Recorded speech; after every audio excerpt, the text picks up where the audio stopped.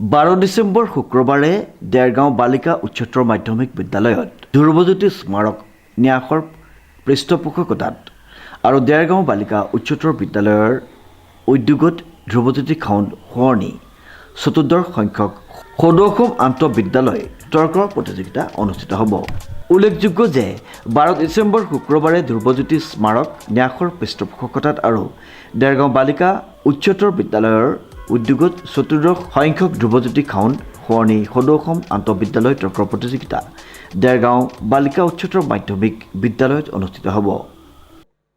ধ্ৰুৱজ্যোতি স্মাৰক ন্যাসৰ উদ্যোগত যোৱা 13 বছৰ ধৰি অনুষ্ঠিত হৈ অহা ধ্ৰুৱজ্যোতি খাউণ্ড সোঁৱৰণী সদৌ অসম আন্তঃবিদ্যালয় তৰ্ক প্ৰতিযোগিতাখন এইবাৰ দেৰগাঁও বালিকা উচ্চতৰ মাধ্যমিক বিদ্যালয়ত অনুষ্ঠিত কৰিবলৈ লোৱা হৈছে অহা 12 ডিচেম্বৰত। এটা বছৰে দেৰগাঁৱৰ সমূহ শিক্ষাৰ্থী, অভিভাৱক আৰু তৰ্ক প্ৰতিযোগিতা প্ৰেমী সকলো ৰাইজৰ ইয়াত যি আমি সহায় সহযোগ পাই আহিছোঁ, এইবাৰো সেই সহযোগ পাম বুলি আশা কৰিছোঁ। আৰু এই বছৰো উক্ত তাৰিখত অৰ্থাৎ 12 ডিচেম্বৰৰ দিনা সেই সকলৰ সহযোগিতা আশা কৰি তেখেতসকলক আমন্ত্ৰণ জনাইছোঁ যেনে আৰু সকলো শিক্ষানুষ্ঠানৰ পৰা যাতে একোটিকৈ দল আমাৰ ইয়াত আহি যোগদান কৰেহি, আমি পৰম আনন্দিত হ'ম। স্বনিৰ্ভৰশীল অৰ্থনৈতিক বিকাশৰ যোগেদিহে ভাৰত বিশ্বৰ অন্যতম শক্তিশালী দেশ হিচাপে পৰিগণিত হ'ব। এই সকলো অসমীয়া, ইংৰাজী আৰু ইচ্ছা কৰিলে হিন্দীতো এই সকলো প্ৰতিযোগীয়ে এই প্ৰতিযোগিতাত ভাগ ল'ব পাৰিব। উচ্চতৰ মাধ্যমিক বিদ্যালয় চলন্ত ট্ৰফি নহয়, আমি যিটো পুৰস্কাৰ দিওঁ সেইটো তেখেতসকলক গাড়ীগতীয়াভাৱে দি দিয়া হয়। প্ৰতিযোগীসকলৰ 3টা শাখা আছে। শ্ৰেষ্ঠ দলক 6,000, দ্বিতীয় শ্ৰেষ্ঠ দলক 5,000 আৰু তৃতীয় শ্ৰেষ্ঠ দলক 4,000কৈ, আৰু শ্ৰেষ্ঠ তাৰ্কিকক 4,000 আৰু দ্বিতীয় শ্ৰেষ্ঠজনক 3,000 আৰু বিচাৰকৰ বিশেষ বঁটা এটা আমি ৰাখিছোঁ, তেওঁক দিয়া হয় 2,000 টকাৰ এটা পুৰস্কাৰ। যোগাযোগ হৈছে সেইটো দেৰগাঁও বালিকা উচ্চতৰ মাধ্যমিক বিদ্যালয়ৰ অধ্যক্ষ যোগাযোগ কৰি আছে আৰু তেখেতসকলে আজি কৈছে যে আমি যোগাযোগ কৰি থকা মতে সেইসকলক আমন্ত্ৰণ জনোৱা হৈছে আৰু প্ৰতিযোগিতাৰ বিচাৰকসকল শিৱসাগৰৰ পৰা আহিব। ধ্ৰুৱজ্যোতি খাউণ্ড আচলতে মোৰ ভাইটি হয় আৰু তেওঁ খুব অকালতে মৃত্যু হ'ল আৰু তেওঁ নিজে শ্ৰেষ্ঠ তাৰ্কিক আছিলে। তেতিয়া আমি ডিগবৈ AOC বইজ হাইস্কুলত পঢ়িছিল আৰু শ্ৰেষ্ঠ তাৰ্কিক হোৱাৰ কাৰণে তাৰ স্মৃতিতেই 2009 চনৰ পৰা এই প্ৰতিযোগিতা অনুষ্ঠিত কৰি আহিছোঁ। প্ৰথম বছৰ 2009 চনত দেৰগাঁও উচ্চতৰ মাধ্যমিক বিদ্যালয়ত অনুষ্ঠিত হৈছিল। পিছে 2011 চনৰ পৰা আমি বালিকা উচ্চতৰ মাধ্যমিক বিদ্যালয়ত অনুষ্ঠিত কৰিবলৈ লৈছোঁ।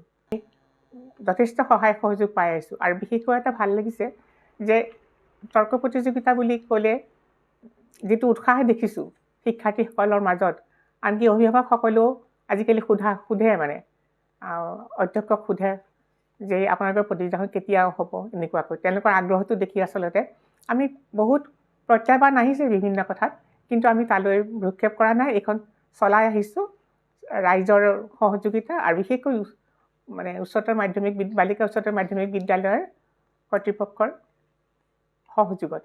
এই সম্পৰ্কে ক'বলৈ হ'লে আপুনি যিটো কথা উল্লেখ কৰিলে, আন্তঃবিশ্ববিদ্যালয়, আন্তঃমহাবিদ্যালয় প্ৰতিযোগিতা অসমত আছে ভালেকেইখন, কিন্তু আন্তঃবিদ্যালয় তৰ্ক প্ৰতিযোগিতা নাই।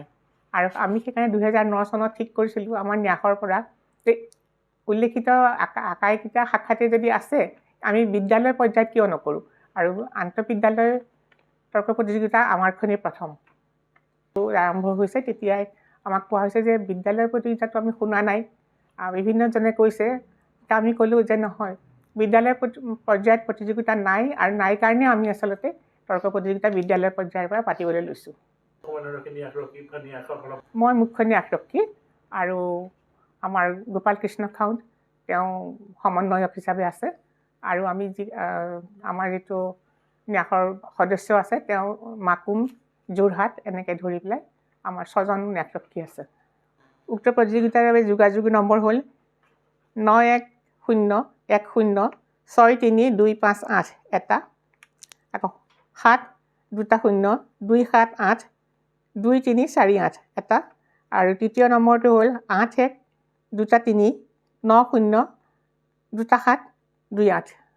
যোগাযোগৰ নম্বৰ হ'ল 9101063258 এটা আৰু ইটো হ'ল 7002782348 তৃতীয়টো হ'ল 8133907728 কাৰণ দেৰগাঁও বালিকা উচ্চতৰ মাধ্যমিক বিদ্যালয় আৰু পুৱা 10 বজাৰ পৰা প্ৰতিযোগিতা অনুষ্ঠিত হ'ব সেই প্ৰতিযোগিতাত অনুষ্ঠিত থাকিবলৈ তৰ্ক প্ৰতিযোগিতা প্ৰেমী সকলোকে দেৰগাঁৱৰ ৰাইজৰ আৰু অভিভাৱক শিক্ষাৰ্থী মই এই গুহাৰি যোগে আহ্বান জনাইছোঁ ধ্ৰুৱজ্যোতি স্মাৰক ন্যাসৰ মুখ্য ন্যাসৰক্ষী জাহ্নৱী খাউণ্ডে সমূহ অসমবাসী তথা দেৰগাঁওবাসী ৰাইজৰ সহায় সহযোগ একান্তই কামনা কৰিছে এইবাৰ তৰ্কৰ বিষয় স্বনিৰ্ভৰশীল অৰ্থনৈতিক বিকাশৰ যোগেদিহে ভাৰতবৰ্ষ বিশ্বৰ অন্যতম শক্তিশালী দেশ হিচাপে পৰিগণিত হ'ব প্ৰতিযোগিতাখন ৰাজ্যিক ভিত্তিত অনুষ্ঠিত হ'ব বুলি উদ্যোক্তাসকলে জানিবলৈ দিছে অষ্টম শ্ৰেণীৰ পৰা দ্বাদশ শ্ৰেণীৰ ছাত্ৰ ছাত্ৰীৰ মাজত প্ৰতিযোগিতা অনুষ্ঠিত হ'ব প্ৰতিখন শিক্ষানুষ্ঠান উচ্চতৰ মাধ্যমিক মহাবিদ্যালয়ৰ পৰা একোটিকৈ দলে এজন সপক্ষে আৰু আনজন বিপক্ষে প্ৰতিযোগিতাত অংশগ্ৰহণ কৰিব লাগিব প্ৰতিযোগীয়ে অসমীয়া ইংৰাজী অথবা হিন্দী যিকোনো এটা মাধ্যমত নিজৰ যুক্তি প্ৰদৰ্শন কৰিব পাৰিব উদ্যোক্তাসকলে 9101063258 অথবা 7002782348 অথবা 8133907728 নম্বৰত যোগাযোগ কৰিবলৈ অনুৰোধ জনাইছে দেৰগাঁৱৰ পৰা নৱজ্যোতি ভৰালীৰ ৰিপৰ্ট নিউজ নাও